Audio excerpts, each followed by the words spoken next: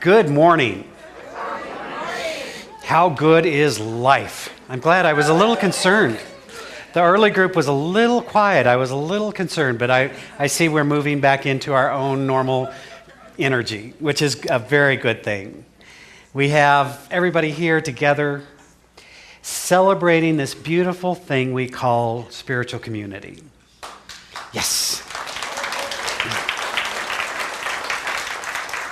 And I was thinking about what a blessing it is to have this odd group of people that all come together under a banner of yay us. And I was reminded recently, I was speaking with a young man who was visiting us, and he stopped me afterwards. We had a nice little chat, and what he was asking was a really interesting question. And he said, I'm a member of the LDS community, and I'm very happy in this community. Is it okay if I come here?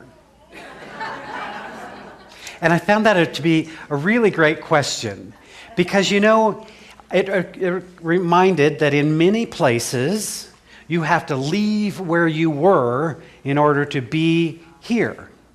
And we say, here's our doctrine of faith, and this is the doctrine of faith that you will be adopting as your own in order for you to be one of us.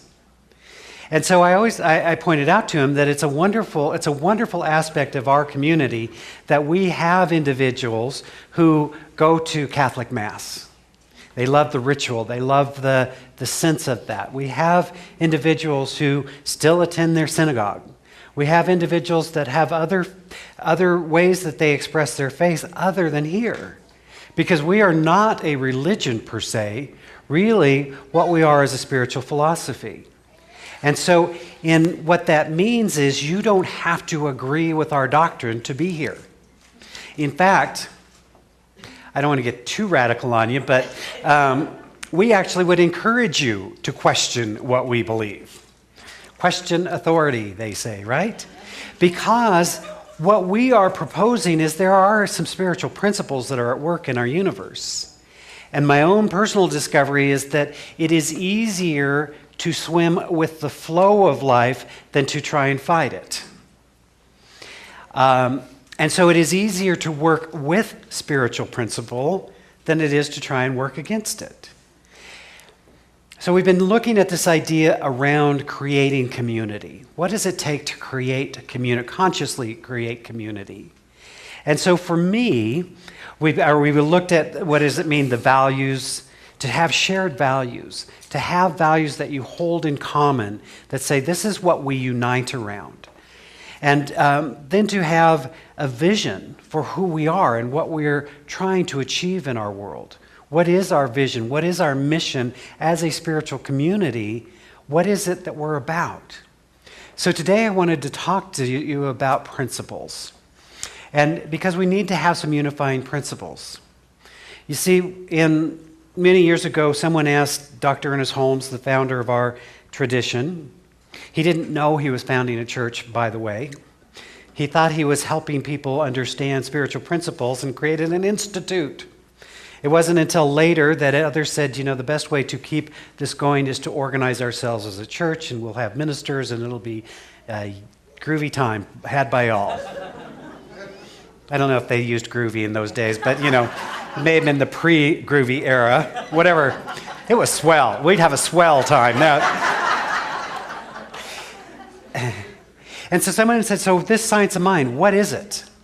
And he said, science of mind is the correlation of the laws of science, the revelations of religion, and the opinions of philosophy applied to human needs and aspirations.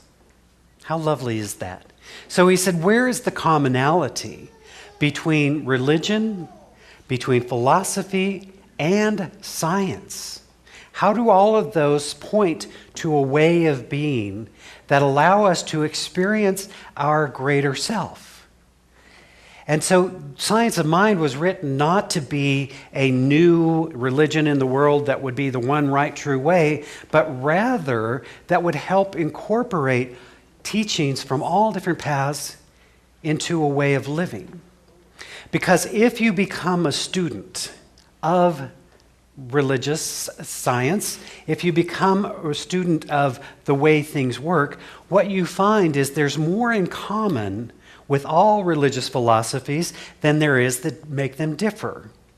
However, what we tend to do is to look at the outer, the different ways of worship, the different ways of dress, the different ways that we have the customs and rituals that go along with our religious traditions, and say, oh, aren't we different?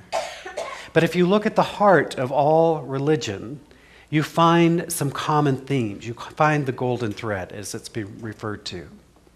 So it was our goal to put together some spiritual principles that people could learn and then apply. By the way, you must apply them. Turns out having an intellectual understanding is not enough. You actually have to do the work. But when you do that, you can create a greater experience of life. So what we're all about is helping people first understand what the principles are, and then support them in applying those principles. So what we, in essence, teach is that there is a universal intelligence, wisdom, creative source power, the thing itself, as Ernest used to call it. Now, some people call that God. Other people might call it Allah. Others might have the 10,000 different names that we have. I like in the Hindu tradition there where they say that the 10,000 names for the nameless, right? Because they say if you can name it, that's not it. Because once you take the infinite and you put a name to it, you've made it finite and it's no longer infinite, right? So at best, we have approximations of what this divine intelligence is. But our theory is that there is a divine intelligence that is the source of all that is. All this physical universe in which we live is the outpicturing of this divine intelligence, and that presence is available everywhere, always. Which then implies that it is not separate from us, but rather we are a part of it. Now, I grew up with the concept of a very separate God, living in a cloud somewhere, watching too closely my life, close for my comfort, actually, where I was right, where I was wrong, right? But we're saying there's a divine intelligence everywhere, presence is moving through us, and that it operates according to our belief. In other words, we are co-creative beings through this divine intelligence because it conforms itself to our belief system. And so often what we find is, as Jesus said so beautifully, what we believe, it is done unto you as you believe. And so the miracles, it's even written in the Bible that as the disciples went out and as these people were learning these principles and they were having healing, they would go into communities where no healing occurred because of their unbelief. They didn't believe it was possible, and therefore it was not possible. So it's a fascinating thing to understand that while working with the laws of spirituality, that it is our belief system that conforms with that, and that inadvertently, unconsciously, more often than not, we are creating the thing we say we don't want.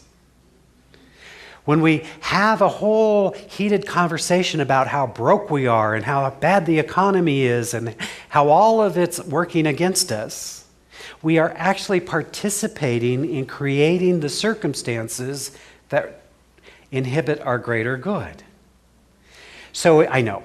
So it turns out we have to start becoming aware of what it is we believe, and how it is we're talking, and what it is we're saying, and what it is we are accepting into our life in order to have this transformational process. So the work of this group, of our spiritual community, is to help people understand their inherent power, how these principles work, and how they might apply these principles to experience their greater self. Yay us, I say.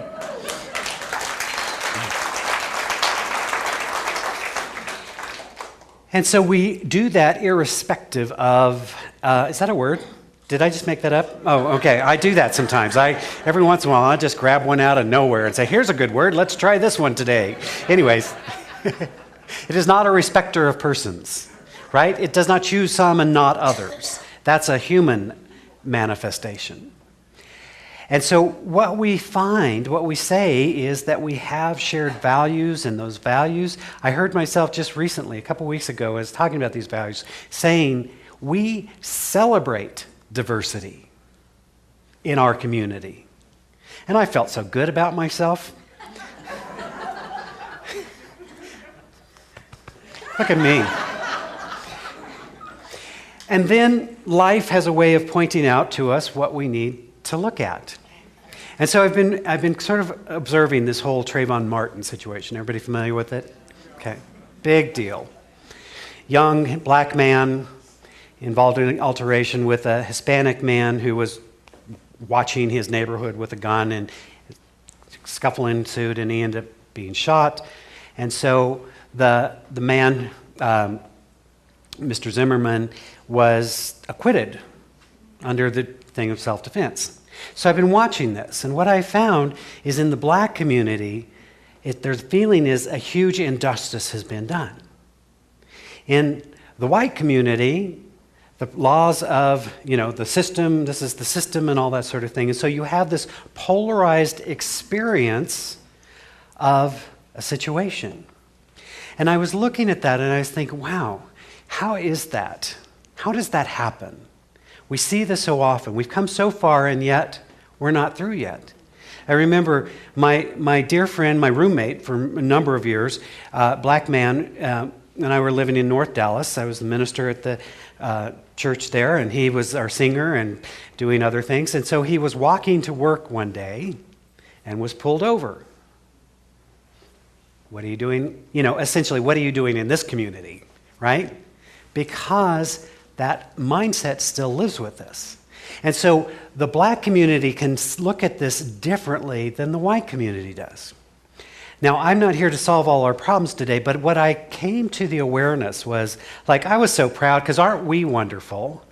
We're so inclusive. And then we are putting together a list of people for our next co-creation process. We always try to bring about 25, 30 people together as we envision our next step. And as I looked through that list, I realized there was not one person of color on our list. And I went, oh, what a racist I am. So I want to be clear, I am not. And yet, our prejudice, or not even our prejudice, what occurred to me was, what are we doing or what are we not doing that really is encouraging diversity? What are we doing or not doing? And I've become aware of this on a number of different levels. In our staff meetings, there's those of us of a certain age that are beyond child rearing or child raising age. And then we have this wonderful office manager, David Maxwell, brilliant, wonderful young man, and who is a dad with 3 children at home. And so he's always helping us to see our blind spots. Like, have you thought about the kids? I had this this wine reception art gallery thing going on, and he was like, that really works for us, thank you very much, right? It's like, try giving the kids a little wine, you'll see, it'll settle them down. Apparently that's not good parenting, they tell me. Right? So it's not like I hate kids, it's just a blind spot. I became very much aware of this whole thing with my nephew, who many of you have talked about, Riley, many times, who went from being a fully abled young man to being a quadriplegic in the blink of an eye, and how different his life is, and how magnificent and wonderful he is, because he has an amazing life, and yet he's in a wheelchair. And when you are dealing with somebody who that's their full-time experience, you become very aware of the barriers that able-bodied people don't realize until it's in your face. It's a blind spot. And so what I was looking at this in terms of our community is, if we're not experiencing this rich ethnic diversity, we probably have a blind spot. We're probably saying, come on down, right? So in some way, we're giving another message. So rather than make us wrong for that, it's just to say, aha. And what I've found in my spiritual progression, lo these many years, is that I keep getting to confront my blind spot. By their very nature, we call them blind spots because we can't see them, right? And so the value of community is we help to point out in loving, kind ways each other's blind spots. So in reflecting upon this, I was like, oh good, we get some more work to do. We get to be more conscious. We get to be more creative so that we keep working towards the ideal that we hold of being a very diverse community. Now, we've got the whole sexuality thing handled, I think. We got, LGBT, X, Y, and Z, as Linda likes to say. Everybody's welcome here. We got that handled. Yay, us, right? So I'm reminded of some friends who just came back from a family reunion, which are always fun. And in Utah, you get that whole other dimension of good Mormon folk all coming together. And this was this couple's first time as a lesbian couple. Hey, family. Apparently, some of the people were less than receptive, less than celebratory. Yay, love has been revealed in the world. Oh no, But again, a mindset gets established. So all of those things are doing. So we've done that. We've got everybody, right? We're cool. In fact, we got a big gay minister. Yay, us, right? So sometimes, I don't know that that's something to clap about, but just for fun, sometimes when people will say, so are you gay? I'll say, no, but my husband is.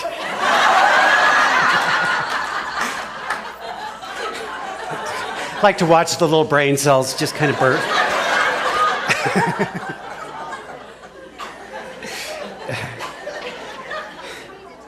So we get some more work to do. And so I was reminded of my favorite, one of my great inspiring teachers, Dr. Martin Luther King, whose brilliance is amazing. The more I study and read, the more I realize what a brilliant man he was and what a spiritual presence. And as I was looking at this idea around the beloved community, that was not an original term for him, but he spoke to the beloved community. And we're all familiar with the I Have a Dream speech, where he spoke to a world that works for everyone. When little boys and little girls of different color all come together because they're judged by the content of their character and not the color of their skin. And so we are working towards that. Today, we can look at the White House and we have a half black, half white man. And we couldn't go all black. We had to ease into that after, 43 of the previous ones, you'd had to kind of go half, right? And then who knows what's possible. Maybe we'll even let a woman be one someday. I don't know. Maybe, I don't know. I don't want to get too radical with this whole equal rights thing. But he spoke about the beloved community and what it would take for us to create that. And so we're moving in the right direction. And yet what I realize is we need to be conscious. So as I was thinking about this, I was reminded of Dr. King's 6 principles of nonviolence. For he held a vision that we could evolve as people in such a way that the old ways of going to war with people could be transcended, that we could live the vision that Jesus held for us of not an eye for an eye, but rather of turning our other cheek and loving those who persecute us, praying for our enemies. How many of you prayed for your enemies today? Almost. Almost. The pop quiz, right? I didn't mean to put you on the spot, but, again, it's not like the natural thing for us to do, is it? No, we like to hold grudges. So here's his principles. I want to look at these because they're so brilliant. He says, nonviolence is a way of life for courageous people. It takes great courage to face the enemy and pray for them and not hate them. It takes great courage to stand in the midst of what is right, even when others are doing what is wrong, and saying, wait a minute, there's a greater truth seeking to be revealed. So I love that first principle, that the nonviolent concept is an overall effort to achieve a reconciled world by raising the level of relationships among people to a height where justice prevails and persons attain their full human, and I would add, divine potential. You see, I think we stand for that. We stand for helping people realize who they really are and living from that awareness. The second principle is this. He says the beloved community is the framework for the future. It is the way we will engage with each other. And you see this happening. It must happen. We cannot be in little tribes anymore. We have the internet. And so we see all kinds of different people experiencing all kinds of different things. And what we begin to realize is that we have more in common than we have that is different. And so the beloved community is the way of the future. He went on to say, so what we must do is attack the forces of evil, not the persons doing evil. Attacking what is wrong, the systems, the structures, all of those sorts of things, but not attacking the people who are doing those. Again, loving one another and working for equality, working for justice, working for our highest vision to be revealed. It's a big step because our old model is called war. And if you are not doing what I want, then I get to kill you and take all your stuff. It's a way, but probably not the best or highest way. He says we must accept suffering without retaliation. I had to read that about 4 times just for it to kind of, without retaliation, without being justified, without wanting to get back, but rather accept suffering without retaliation for the sake of the cause to achieve its goal. And so many of us remember in the days of the civil rights movement of people being attacked by dogs, being attacked by water hoses, by being just this horrendous violence, and standing in the presence of the divine and choosing not to retaliate, but rather to be still. It's a brilliant and courageous concept. So for those of us that want to get even, and I call myself among that crowd, it's the first response. I move beyond it, trust me. But, somebody hurts me, well, I can justify it. Let me show you the ways, right? But we move beyond it to say, I will love the person, I will hold their highest good, even as I work toward a more just and judicious world. He says, avoid internal violence of the spirit as well as external violence. Oh, man, is he going to leave nothing unturned here? Because, I am not a violent person. I don't hurt people as a general rule. Nor do I feel the need to. However, what happens inside my head, not pretty, right? And so he's saying we must avoid the internal violence of the spirit. It is not, it turns out, okay to pray for somebody to fall down the stairs and die. Any more so than just pushing them down. Neither way is good, it turns out.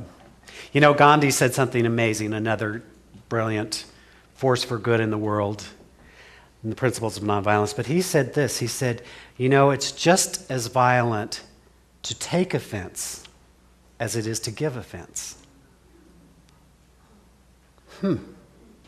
I know, we got some work to do, right? It is just as violent to take offense as it is to give offense. So the last is my favorite. He says the universe is on the side of justice. The universal intelligence will always work to achieve balance. It will always work for the greater good. He said that the arc of history bends towards justice.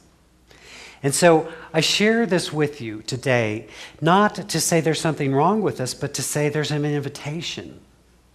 When I look around and I see all of our leadership is of one ethnicity, then I say, wow, we're not as diverse yet as I would like us to be.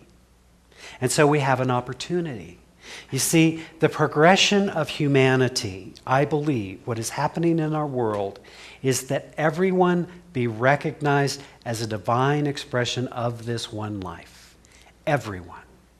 And so what we call unrest and what we call civil war and all these things that are happening around the planet are part of that thing, because people are saying, we want to have a voice, we want to be recognized, we wanted to be treated as equals. In our own country, where we have a pretty good track record, we've even had our own blind spots, and we're moving through those. And so people are being welcomed into the beloved community. And so I bring this up today, again, not to say there's anything wrong with this, just to say we're not done yet. I know you thought we were, right? But we're not. We keep working towards that greater good. Because for me, it's all about, can we recognize the divine spirit within everyone? And if I'm doing anything that is exclusionary, even out of my unconscious, I want to know that. I want to be a loving, welcoming person and a loving, welcoming community where everyone senses and feels their own inherent dignity and worth and magnificence. So for me, it's very exciting to look at yet one more thing. Are we welcoming our families? Are we supporting our families? Are we welcoming people of all colors? Are we welcoming people of all religious traditions? Are we just a welcoming place that says we choose to see the divinity within you first and foremost? Whatever other labels you bring with you, that's cool. They're all welcome here. So I just share with you that wherever you are on this journey, that you are loved and you are supported in being fully who you are. Let us pray. As we turn inward, honoring and acknowledging this divine life, this one infinite presence, seeking its highest expression in, through, and as all creation. And I am reminded in this moment that we are each beloved children of the Most High. And so we open our hearts and our minds to live in that spiritual awareness of the inherent goodness, beauty, love, and joy of this universe. And we seek to be a place through which greater love is realized in the world. Greater peace is realized in the world. Greater good is made known through us and as us. And so I'm speaking the word for each of us gathered here. For I am knowing, right here and right now, that this divine presence, which is wholeness by its very nature, is revealing itself in health and as well-being. I am knowing that this divine presence, which is known as love, is healing and transforming our lives, is bringing forth that which is unhealed so that it might be expressed in a new way, is bringing forth justice and kindness and love and compassion. I am knowing that this divine presence, which is abundant by its very nature, the very source of all that is, lives in us. And so we allow ourselves to experience the divine flow, joyously giving and graciously receiving of the divine bounty that is ours for the acceptance.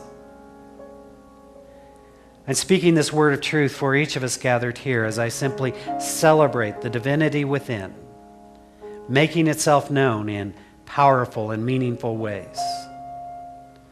And I'm knowing that if there is a burden on your heart this day, that into this sacred space that we co-create, let it be released and allow the divine wisdom and intelligence to bring forth your highest good.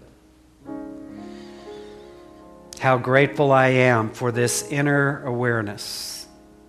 And how grateful I am for a law of mind operating upon the consciousness established. To recognize that in this moment we are blessed beings. That all that we seek, all that we desire is already provided, merely waiting for our acceptance of it. And so we extend a blessing from this place. We bless this spiritual community that we might continue to grow and to thrive and to prosper and to be a blessing to our community and to the world. We bless our brothers and sisters around the planet, for we know that there is the emergence of a higher order of being. We're simply knowing and accepting a world that works for everyone. And as always, we bless all priests, rabbis, ministers, teachers of every faith. For we know there are many pathways to the divine. We honor and celebrate them all. How good it is to know this truth. And so it is with a sense of joy and gratitude then that I simply release this word into that law of mind which brings forth the highest good for all. As together we say, and so it is.